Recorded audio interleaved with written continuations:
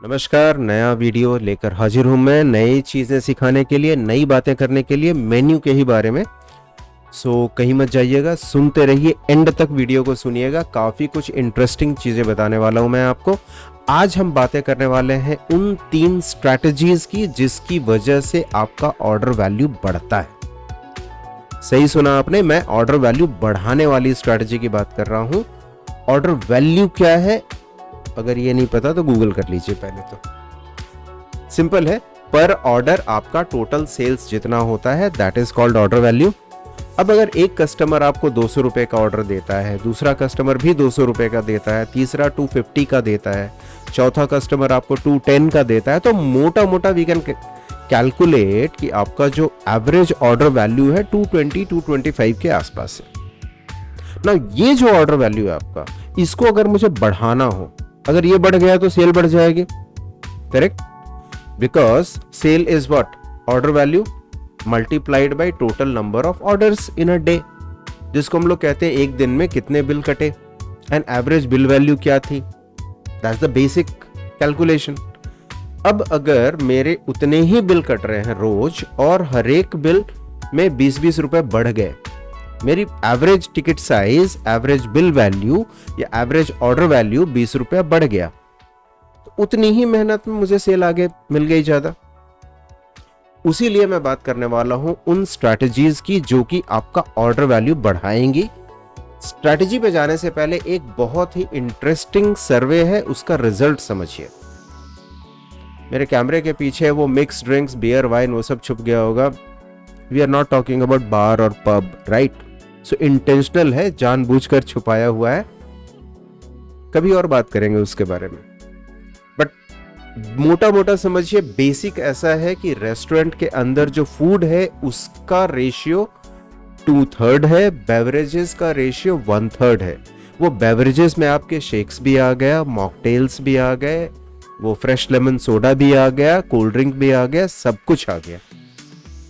सो 2/3 1/3 का रेशियो है जो आपका ऑर्डर आता है वो। ये वर्ल्ड वाइड सर्वे हुआ था 2021 में।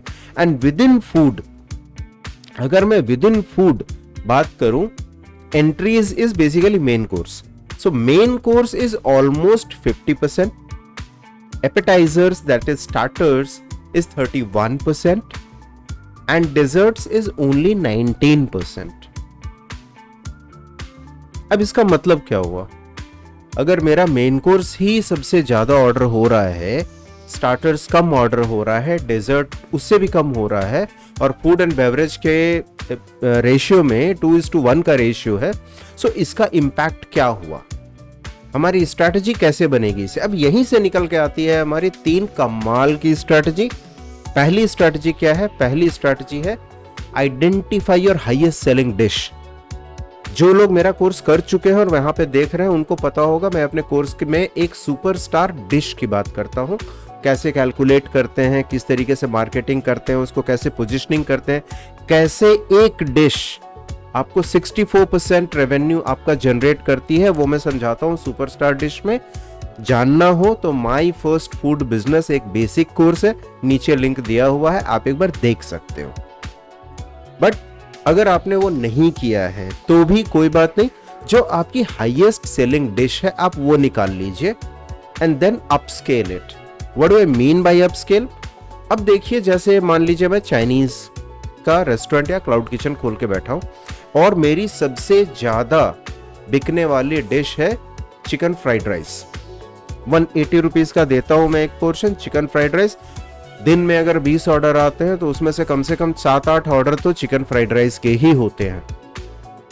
तो मेरा सबसे हाईएस्ट सेलिंग डिश हो गया चिकन फ्राइड राइस। अब इसको मैं अपस्केल कैसे करूंगा? ये डिश है मेरी कितने की? 180 की। हम किसकी स्ट्रैटेजी ढूंढ रहे हैं? ऑर्डर वैल्यू बढ़ाने की। तो मैं इसको अपस्केल कैसे करता हूं? Chicken fried rice plus Coke plus Pepsi 220 के बजाय 210, एक कॉम्बो बना दिया मेरा। अपस्केल हो गया। जो 180 रुपीज दे रहा था कस्टमर मुझे और सिर्फ फ्राइड राइस ले रहा था, अब वो फ्राइड राइस प्लस कोक ले रहा है 220 नहीं दे रहा है, 210 दे रहा है, उसके हिसाब से उसको सेविंग्स हो रही है, उसको बेनिफिट मिल रहा है। मेरे हिसाब से मेरा एवरेज ऑर्डर वैल्यू 180 से बढ़ के 210 हो रहा है। This is one way of creating combos, ठीक है। अनदर वे, अपस्केल का एक्चुअल एग्जाम्पल क्या है, जो चिकन फ्राइड राइस है, अब इसको आप बनाइए double chicken fried rice 220, correct. Mongolian chicken fried rice 210, extra spicy chicken fried rice, fiery chicken fried rice, Schezwan chicken fried rice. अब ये जो chicken fried rice main dish थी हमारी, जो हाईएस्ट सेलिंग डिश थी, उसके मैंने 5 वेरिएंट बना दिए। 180 की डिश थी, अब 170, थोड़ा उसको डाउन स्केल भी किया, 170 से लेकर के 240 तक मैंने 5 अलग अलग डिश क्रिएट कर दी। जो चिकन फ्राइड राइस खा खा के बोर हो गए हैं, वो डबल चिकन फ्राइड राइस खा सकते हैं, शेजवान चिकन फ्राइड राइस खा सकते हैं, वो extra spicy chicken fried rice खा सकते हैं। अपस्केल हो गया ना, हर एक अपस्केल से ऑर्डर वैल्यू बढ़ गई मेरी। सो ये थी हमारी पहली स्ट्रैटेजी, ऑर्डर वैल्यू बढ़ाने की। दूसरी स्ट्रैटेजी कौन सी है, मैं बताता हूं आपको अभी। दूसरी स्ट्रैटेजी है कॉम्बो ऑफर बनाइए। अब आप कहेंगे इसमें स्ट्रैटेजी क्या है भाई, अभी थोड़ी देर पहले तो आप कॉम्बो ऑफर बनवा रहे थे। दुनिया में जितने रेस्टोरेंट है सबके सब कॉम्बो ऑफर बनाते हैं, इसमें नया क्या है? नया क्या है वो मैं बताता हूं। हमने इससे पहले जो कॉम्बो ऑफर बनाया था, कौन सा बनाया था? कोक के साथ बनाया था, पेप्सी के साथ बनाया था, right. What we did, main course को हमने बेवरेज में ऐड कर दिया, कॉम्बो बनाया। कई बार क्या करते हैं, पिज्जा के साथ वो choco lava cake free, pizza के साथ ब्राउनी फ्री, एक मेन डिश के साथ वैनिला आइसक्रीम फ्री। सो हम लोग डेजर्ट के साथ कॉम्बो बनाते हैं या हम लोग बेवरेज के साथ कॉम्बो बनाते हैं, ये है इंडस्ट्री की कॉमन प्रैक्टिस। स्ट्रैटेजी जो मैं बताने जा रहा हूं, स्ट्रैटेजी ये है कि आप बनाओ कॉम्बो स्टार्टर्स के साथ। क्यों chicken fried rice chicken chilli के साथ नहीं खा सकते क्या? Chicken fried rice mushroom chilli के साथ नहीं खा सकते क्या? कबाब के साथ नहीं खा सकते क्या? वेजिटेरियन डिश की बात करूं तो जो डोसा है, एक मसाला डोसा इडली के प्लेट के साथ नहीं खा सकते क्या? मान लो आप इडली को स्टार्टर, टेक्निकली स्टार्टर नहीं है, बट मुझे तो ऑर्डर वैल्यू बढ़ाना है ना, सो इडली के साथ कॉम्बो बना दिया। जरूरी है क्या मैं डोसा के साथ बटर मिल्क दूं, डोसा के साथ कोल्ड ड्रिंक दूं, डोसा के साथ मैं वो जो केसरी होता है वो दूं? Not necessary, right. स्टार्टर के साथ जब आप कॉम्बो बनाएंगे तो हमेशा आपकी ऑर्डर वैल्यू बढ़ेगी। अब इसके बाद 10 रेस्टोरेंट चेक कर लो आप जोमेटो पे या आप गूगल पे चेक कर लो, आप देखो उन्होंने कॉम्बो किसके साथ बनाया है। क्या ये वाली स्ट्रैटेजी पे काम कर रहे हैं? अगर इस पे काम कर रहे हैं तो पक्का उनका फूड ये ऑर्डर वैल्यू बढ़ चुका होगा।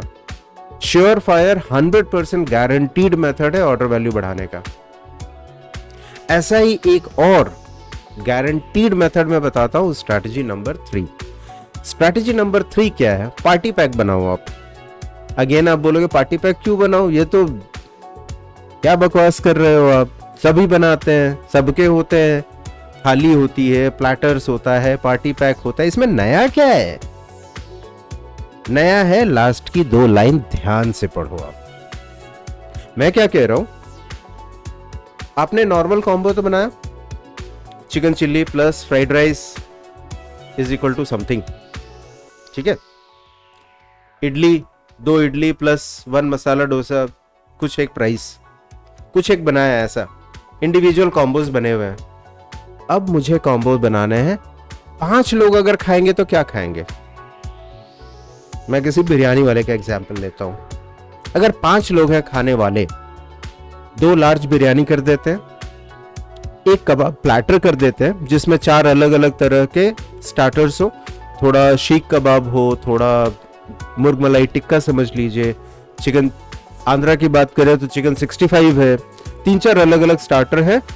मैंने उसमें दिया ये मिर्ची का सालन, कुकम्बर सैलड, कुकम्बर की रायता, ये सब कुछ बना करके 5 लोगों के लिए मैंने 1400 का एक कॉम्बो बनाया। एक और कॉम्बो बनाया 10 लोगों के लिए, पर वो 2800 का नहीं था, 2650 का था। एक और कॉम्बो बनाया 20 लोगों के लिए, वो 4000 समथिंग का था। स्ट्रेटजी क्या है यहां पे? स्ट्रेटजी नहीं है, ये तो है ही, आप पार्टी पैक बनाते हो। स्ट्रेटजी क्या है? ध्यान से सुनो अब मेरी बात आप। Combo for 20 4620, combo for 10 party pack, you know 3000 something, 5 party pack 1400 something, ये 3 अलग अलग प्राइस आ गए। Now write down your individual combo PACS. 1 biryani 1 chicken chilli 620, 1 biryani मुर्ग मलाई टिक्का 570। ये अलग अलग 3-4 आपने कॉम्बो बना के रख दिए। अब इसका फायदा क्या होता है? एक कॉन्सेप्ट होता है प्राइस एंकरिंग या एंकर प्राइस। ये एंकर प्राइस क्या होता है, एंकरिंग क्या होती है, इसके पीछे की साइकोलॉजी क्या है, इसका इंपैक्ट क्या है, ये किसी और वीडियो में बनाऊंगा, बहुत बड़ा सब्जेक्ट है। मोटा मोटा इसका इंपैक्ट मैं आपको यहां पे बता देता हूं। ऊपर जो हमने लिखा ना 4600 और 2800 एंड 1300, ये बड़े बड़े प्राइसेस थे। कस्टमर के दिमाग में वो प्राइस एंकर बन गए because it was expensive. He did not need them, उसको उसकी जरूरत नहीं थी, लेकिन उसके दिमाग में बैठ गया कि अच्छा ये प्राइस है। उसके बाद जब वो 570 देखता है ना, तो 570 बहुत सस्ता लगता है। 570 looks a really good deal now. 610 looks very good deal now, क्योंकि उसके पहले 4000 की प्राइस देख चुका है वो। इसको कहते हैं प्राइस एंकरिंग। अपने आप में एक सब्जेक्ट है, किसी दिन समझाऊंगा, बट ये थी स्ट्रैटेजी। बड़े बड़े कॉम्बोज बनाओ, बड़े बड़े पार्टी पैक बनाओ, पहले उसको लिखो, उसके बाद लिखो आपके रेगुलर कॉम्बोज। रेगुलर कॉम्बोज अपने आप साइकोलॉजिकली सस्ते लगेंगे, वैल्यू फॉर मनी डील लगेगी, अट्रैक्टिव प्राइस लगेगी, ऑर्डर बढ़ेगा, आपका ऑर्डर वैल्यू बढ़ेगा। कैसी लगी स्ट्रैटेजी? साइकोलॉजी है, कभी गूगल करके देखो आप, प्राइस एंकरिंग अपने आप में एक सब्जेक्ट है वो। उसके बारे में तो कभी और बताते हैं। ये 3 स्ट्रैटेजीज कैसी लगी कमेंट में लिखिए। सब्सक्राइब कीजिए, लाइक कीजिए इस पेज को।